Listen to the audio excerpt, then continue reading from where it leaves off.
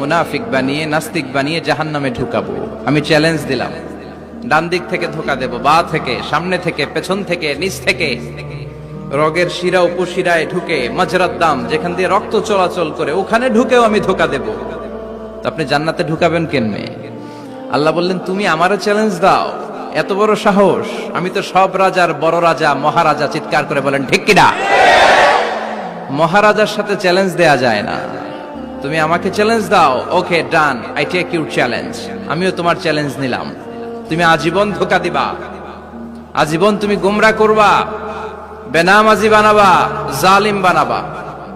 কিন্তু আমার বান্দা কোন তাফসীরুল কোরআনের মাহফিলে এসে, কোন এক ওয়াক্তের নামাজে মসজিদে ঢুকে, অথবা মাঝরাতে ঘুম ভেঙে গেলে তাহাজ্জুদের জায়নামাজে চোখের পানি ছেড়ে যখন ক্ষমা চাইবে, আমি সব গুনাহ মাফ করে দেব। তুই কি করবি?